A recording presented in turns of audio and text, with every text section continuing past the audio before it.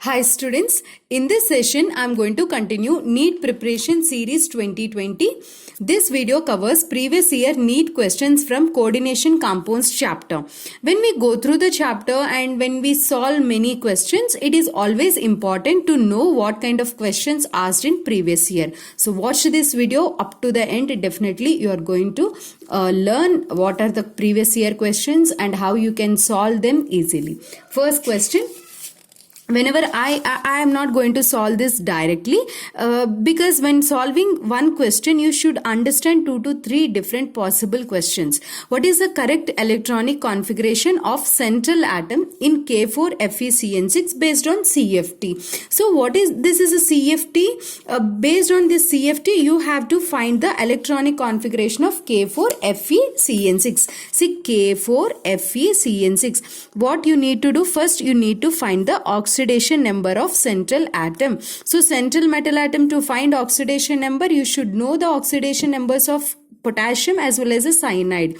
Potassium oxidation number is +1. 4 potassiums are there plus Fe plus 6 into each cyanide is -1.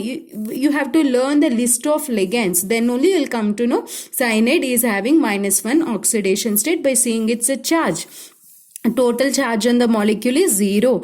Then Fe upon solving you will get +2 is the oxidation number. Once you know the oxidation number, just write the iron atomic number is 26 and its electronic configuration argon 3d6 4s2. How many electrons you need to remove? +2. So you have to remove from valence shell 2 electrons, not from a D. From valence shell you need to remove 2 electrons.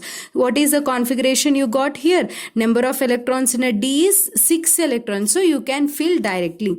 How to fill those 6 electrons? How the splitting will be in octahedral complexes? How I am telling octahedral complex? Because here 6 ligands are there, so it is octahedral complex. And in case of octahedral complexes, ligand comes along the axis. Dx square, y square and dz square orbital lobes are along the axis. So these two experiences more repulsions and goes up, and remaining feels T2G feels less repulsion and it comes down, right? This splitting is called as an CFT, crystal field splitting we say. And here Cn is a strong field ligand. When Cn is a strong field ligand, all the 6 electrons pairs in T2G itself. 1, 2, 3, 4, 5, 6. Here only all the electrons will be paired and we get a configuration T2G6 and EG0 because there is no electron in EG. So our correct option is T2G6 and EG0. Here I want to share one important trick with you. This is a small trick but which will be useful for you. D1, when only 1 electron is there in a D, or 2 electrons is there or 3 electrons are there, then there is no confusion. Its hybridization will be D2sp3. When number of electrons in D is D8, D9, D10, in these cases hybridization will be sp3d2. Here also no confusion. But when number of electrons are D4, 4 electrons, 5 electrons and 6 electrons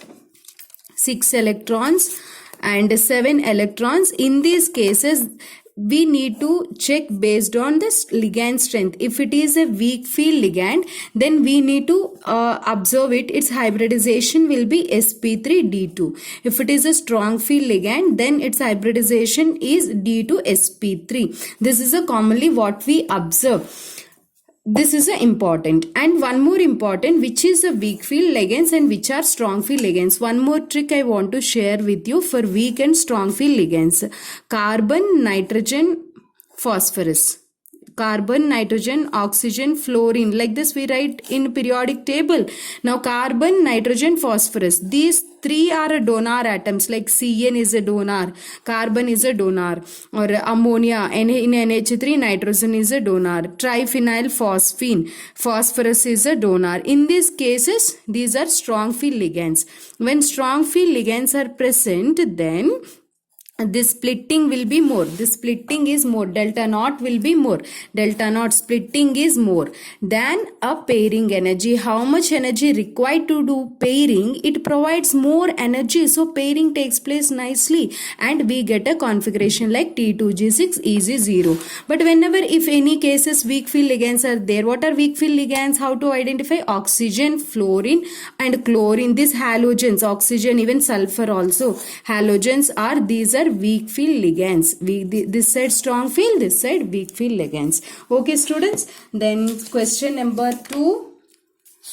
Iron carbonyl. Here only one ion is there, so it is mononuclear. If 2 is there, then it is dinuclear. If 3 metal atoms are present, then it is trinuclear. Only one ion is there, so it is mononuclear. Next question, which is asked in 2018. Type of isomerism shown by a complex. When we say ionization isomerism, two ions, what after dissociation it should produce different number of ions. Br2 is a case. Upon dissociation it produces 2 Br minus ions, and this is a complex. Inside sulfate ion is there, for example. And another example, SO4 is outside and Br2 is inside. Upon dissociation we get SO4 minus 2 and this Br2. These are perfect coordination complexes. They won't dissociate. Whatever there inside the coordination pair, it won't break, and you'll get here plus 2 charge, right? Now count number of ions in this case. 3 ions, and in this case 2 ions. When it is a case, then only we can say it is an ionization isomerism. But if you observe, there is no ions out of the coordination pair. Upon dissociation, it won't give any different number of ions. So this is not our option. And coordination isomerism, how can you identify? Two complexes will be there, one cation, one anion. In the first case, ligand, let us take L1. In this case, L2. There is an interchange of ligands. One ligand comes here and this ligand shift here. So in such a way, in any complex, if transfer of electrons takes place, then we call it as coordination isomerism. That is also not the case. And geometrical isomerism, let us see geometrical isomerism is possible or not. What is the coordination number, my dear students? In this case, coordination number, each ethylene diamine is a bidentate ligand. Bidentate, so it forms 2 bonds like this. This is one bidentate ligand and this is another way. It connects to 2 donors will be there. Nitrogen, nitrogen. It's a structure, in its structure, NH2, CH2, CH2, NH2, ethylene diamine, 2 donors, nitrogen, nitrogen connects in such a way and forms 2 sigma bonds like this, coordinate bonds we say, okay, like this 2 more, and each chlorine, here 1 chlorine, 1 chlorine. Total 6 sigma bonds. Coordination number is 6 here. This is a cis configuration, and one more is which configuration?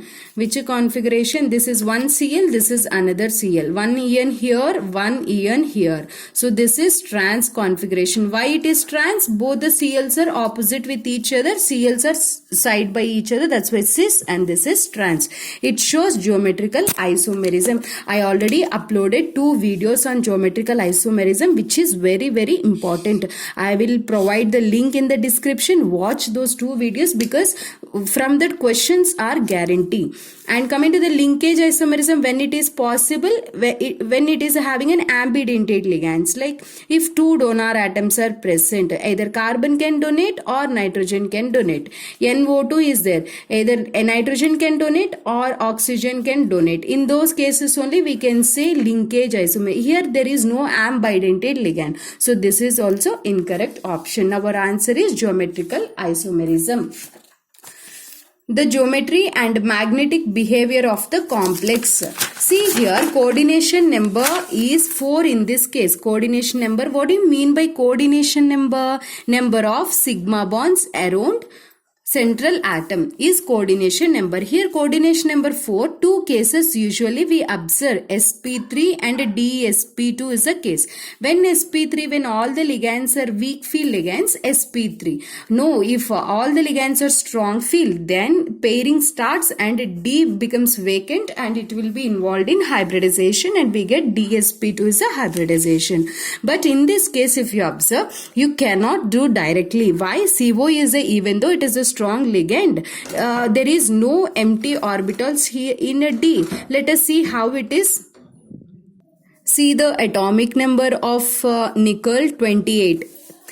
Each CO is a neutral ligand, zero oxidation state. So nickel is having a zero oxidation state in this complex. Directly you can write its electronic configuration 3D8 4s2.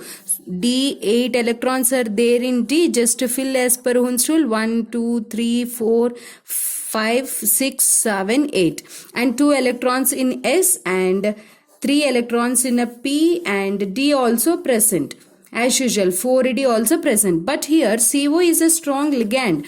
It moves this electrons here. When it moves here, then when it moves the electron here, you may get like this, 1D will be vacant, but this CO moves S electrons also. Why? Because whatever the hybridization, whatever the ligand, either strong field or a weak field in either sp3 or dsp2, S is required. So these two electrons also shifts into D and S also becomes vacant. Just this S and these 3 P's overlap with each other and forms 1s3p. Total 4 hybrid orbitals of sp3 will be formed. Now ligand comes, CO is the ligand, and it donates 2 electrons and forms a bond. This is a simply we say coordinate bond, which comes under covalent bond, right? Covalent bond, nickel and 4 COs are donating, and the shape will be tetrahedral. What is the shape? Tetrahedral. So here tetrahedral geometry and tetrahedral geometry. All the ligands, all the electrons are paired. So there is no unpaired electrons. Then it is diamagnetic. When single electrons are there, single electron means only one electron is there, then only it is para. Here all the electrons are paired. So paired means 2 electrons are present like this. So it is diamagnetic and it is tetrahedral. If we join this 4, it forms a tetrahedron. Clear, students? Next question. Pick out the correct statement with respect to MnCN6 minus 3. What is that? MnCN6 minus 3. MnCN6 minus 3. What is the oxidation state of manganese in this? Manganese plus 6 into each cyanide oxidation state is minus 1, which is equal to total charge.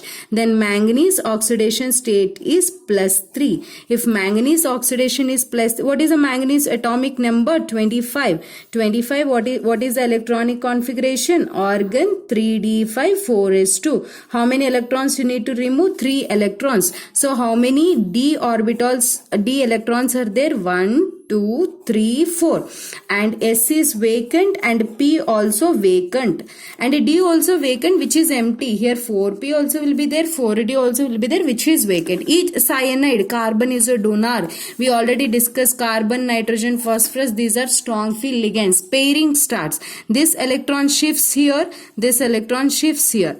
Then what we get here? 1 2 3 4.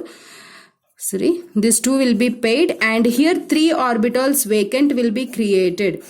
And one more important point is, in case of octahedral complexes, splitting takes place. T2G comes down, EG goes up. Keep this point always in mind. Ligand approaches along the axis. These orbitals lobes are along the axis. Dx square and y square minus y square shape and dz square. When ligand approaches along the axis, these orbital lobes feels more repulsions and they goes to excited state, and these will be involved in hybridization. These orbitals only involved in hybridization. D2, not dxy, dyz and dzx. They may ask you, what are the d orbitals involved in hybridization in octahedral? In octahedral, these will be, here I will tell you one trick. Octahedral, these two will be involved in hybridization. In tetrahedral, this one, not tetrahedral sp3, trigonal bipyramidal, dz square will be involved. In square planar and square pyramidal, square pyramidal, in those cases these will be involved. dz square is involved in these two, and dx square minus y square will be involved in this two. dz square involved in trigonal bipyramidal, and dx square minus y square both will be involved in octahedral. This point is important because they ask you that time, you feel confused which will be used. You remember this trick, which is very, very important. Now here pairing takes place. We want only two, dx square minus y square and dz square. So d2 and 1s and 3 p's undergoes hybridization, and ligand comes and donate and forms a bond. So hybridization is D2sp3. What is the shape? Octahedral is the shape. Option number 3. Coming to the next question. These questions I am going to discuss in the next video, because maybe video becomes lengthy, so you cannot watch that much time. So I will continue this video, this class in another video. Don't miss that part. There also I'm going to discuss, most important things from this chapter.